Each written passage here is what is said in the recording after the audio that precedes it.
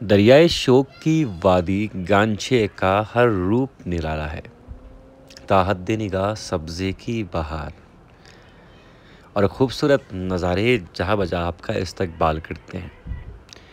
दरियाए शोक की इस वादी का जहाँ हुस्न बेमिसाल है, वहीं ये वादी तहज़ीब और सकाफ़त के एतबार से भी बहुत मुनफरिद है। यहाँ जा बजा आपको तारीख़ी और तफरीही मकामात मिलते हैं, जहाँ आप ख़ुद को फ़ितरत के करीब कर सकते हैं और साथ साथ तारीख़ और तमद्दुन से अगर आप दिलचस्पी रखते हैं तो आपके लिए ये वादी जन्नत से कम नहीं है। दरियाए शोक किनारे आबाद इस बस्ती के बारे में बताया जाता है कि ये बस्ती अपने शहर में सयाहों को जकड़ लेती है। बहुत दिल फरेब नज़ारे हैं, बहुत बेउमालाई नज़ारे हैं। फितरत शनास लोग कहते हैं कि जो एक बार गांचे की वादी को देख लेता है वो इसके शहर से कभी निकल नहीं पाता। आज आपको एक तारीख़ी मुकाम लिए चलते हैं। जी हाँ, बिल्कुल, ये है यबगो खर, जिसे 400 साल कबल यबगो ख़ानदान के हुक्मरान ने तामीर करवाया। ये महल आज भी अपनी असली शक्ल में मौजूद है।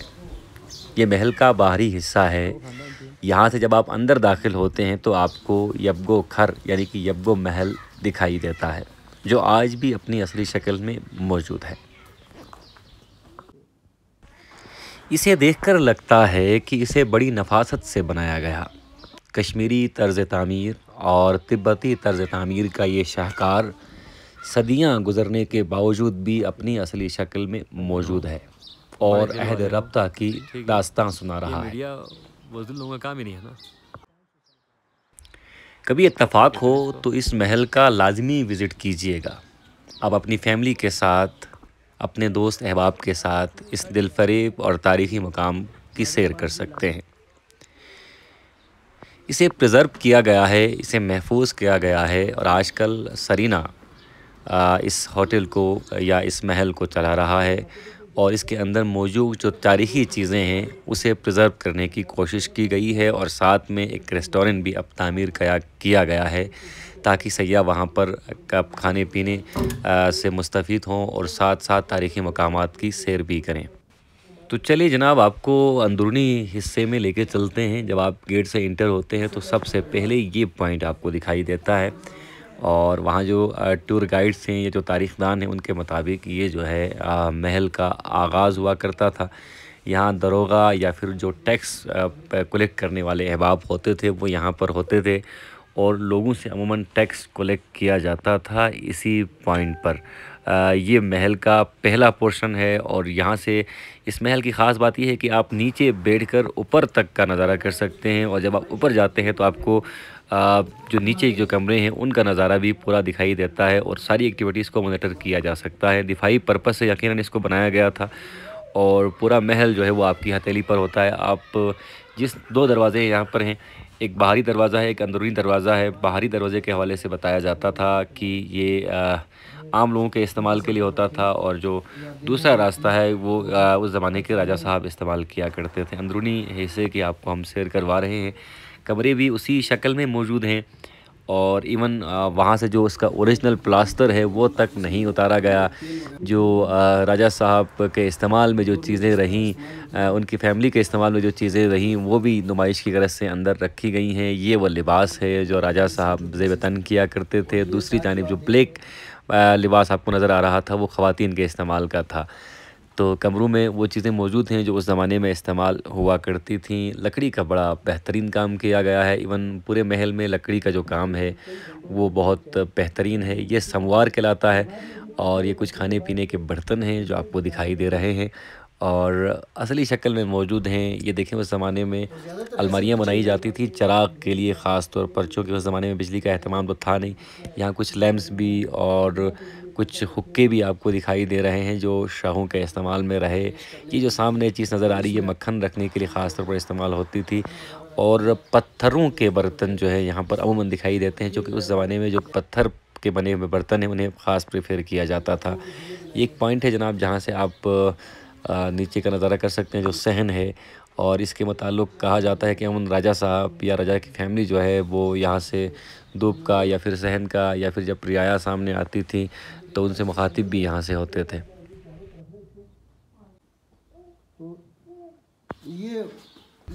کچھ ڈاکومنٹیشن بھی آپ کو یہاں پر ملتی ہے کہ اس زمانے میں جو خط و کتابت ہوئی راجاؤں کے مابین یا پھر پولیٹیکل ایجنٹس کے مابین، تو وہ چیزیں اور زمین کے انتقالات بھی یہاں پر آپ کو دکھائی دیتے ہیں۔ ڈاکومنٹیشن بھی یہاں پر محفوظ ہے، اور چھت پر دیکھیں لکڑی کا کام کتنی نفاست سے کیا گیا ہے، اور یہ جو چھت آپ کو نظر آ رہی ہے اپنی اوریجنل شیپ میں موجود ہے، اسے بالکل ریسٹور نہیں کیا گیا۔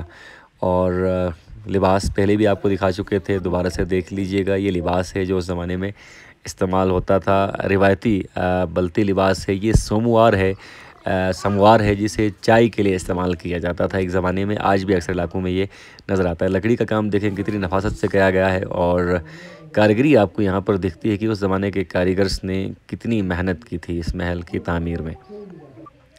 یہ ایک بار پھر آپ کو کپڑے دکھا رہے ہیں، جوتے دیکھیں سامنے، بہت منفرد جوتے ہوا کرتے تھے، اور یہاں پر جناب علی سپاہی ہوا کرتے تھے جو نظر رکھتے تھے۔ چھوٹا سا روشن دان بنایا گیا ہے، ان کے ہاتھوں میں یقیناً ہتھیار ہوتے تھے، وہ یہاں سے نگرانی کیا کرتے تھے۔ کچھ برتن آپ کو دوبارہ دکھائی دے رہے ہیں، اور یہاں برتنوں کی ایک بڑی تعداد موجود ہے۔ یہ خاص سموار ہے جو راجہ صاحب کے لیے خاص طور پر استعمال ہوتی تھی۔ یہ جناب علی صحن ہے، اور صحن سے سٹی کا نظارہ بہت زیادہ دلفریب ہوتا ہے، اور صحن اس کا بہت ہی پیارا ہے۔ یہاں اس پوائنٹ کے بارے میں آپ کو بتاتے چلیں کہ یہاں سے راجہ صاحب عموماً رعایا سے مخاطب ہوا کرتے تھے۔ ایک چبوترا سا بنا ہوا ہے جو آپ آغاز میں دیکھ رہے تھے کہ محل جو ہے، محل کے سامنے ایک بڑا چبوترا ہے، اس چبوترے کے سامنے عموماً راجہ صاحب جو ہے وہ رعایا سے مخاطب ہوا کرتے تھے۔ اور یہاں سے دیکھیں پورا جو گراؤنڈ ہے سامنے، جو صحن ہے وہ نظر آتا ہے۔ اب چونکہ درختوں کی تعداد بڑھ گئی ہے تو شہر کا نظارہ کرنا تھوڑا سا مشکل ہو گیا ہے۔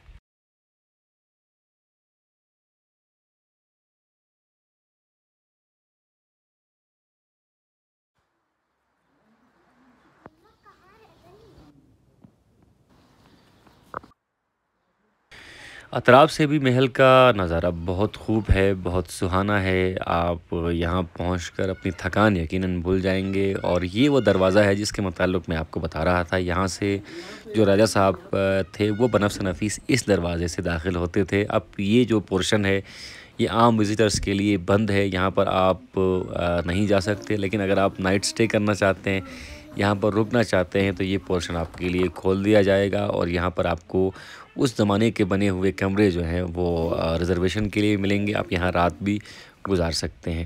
اور دیکھیں لکڑی کا کام اگین آپ کو دکھا رہا ہوں، بہت نفاست سے کیا گیا ہے، اور یہ اوپری پورشن ہے جہاں پر عموماً آپ کو ایکسیسیبلٹی بہت مشکل سے ملتی ہے۔ اگر آپ رات گزارنا چاہتے ہیں تو یہاں آپ بیٹھ سکتے ہیں، ادروائز آپ کے لیے کافی دقت کا سامنا کرنا پڑ سکتا ہے۔ اس پورشن میں اب جو عام وزیٹرز ہیں وہ الاؤ نہیں ہے۔ یہ ایک صحن ہے، اور اس صحن کے متعلق بتایا جاتا ہے کہ یہاں پر جو مستورات تھیں اس زمانے میں، وہ یہاں سے پولو کا میچ دیکھا کرتی تھیں، کیونکہ سامنے تاریخی پولو گراؤنڈ ہے گانچے کا، اور وہاں پر یقیناً جو بادشاہ تھے یا جو راجہ تھے وہ پولو کے بڑے شوقین تھے، تو عموماً وہ یہاں پر پولو میچز کا انعقاد کرواتے تھے، اور مستورات یہاں سے بیٹھ کر جو ہے وہ پولو کا میچ دیکھا کرتی تھی۔ اب چونکہ درختوں کی تعداد بڑھ گئی ہے اور تھوڑی بہت موڈیفیکیشن ہوئی ہے شہر میں، تو بہت مشکل ہو جاتا ہے یہاں سے آبزرو کرنا۔ اور یہ شاہی دیوان ہوا کرتا تھا، یہاں پر عموماً دعوتیں دی جاتی تھیں مہمانوں کو۔ آج کل اسے بھی پریزرو کیا گیا ہے، اور اوپر کرسیاں وغیرہ لگائی گئی ہیں۔ یہ باہری حصہ ہے، اور اسے کافی ہائٹ پر آپ دیکھ رہے ہیں اس کی انٹری ہے۔ اس کے متعلق تاریخ دان بتاتے ہیں کہ اس زمانے میں جو انٹری پوائنٹس تھے وہ ہائٹ پہ اس لیے بنائے جاتے تھے تاکہ ہر کوئی آسانی سے محل کے اندر داخل نہ ہو، کیونکہ سیکورٹی پرپس کے تحت بھی یہ چیز لازمی تھی کہ آسانی سے کسی کو ایکسیسیبل نہ بنایا جائے محل کو۔ اور یہ چبوترا ہے جس کے متعلق میں آپ کو بتا رہا تھا کہ ہر پورشن کے ساتھ، ہر منزل کے ساتھ چبوترا بنا ہوا ہے، اور جو مہمان ہیں وہ باہر آ کر باہر کا نظارہ بھی کر سکتے ہیں۔ بہت خوبصورت محل ہے، بہت خوبصورت گھر ہے، اور سرینا نے اسے دوبارہ پریزرو کیا ہے. اب یہ سرینا کے پاس ہے. اسے خپول و سرینا فورٹ کہا جاتا ہے اور مقامی لوگ اسے یبگو کھر کے نام سے جانتے ہیں.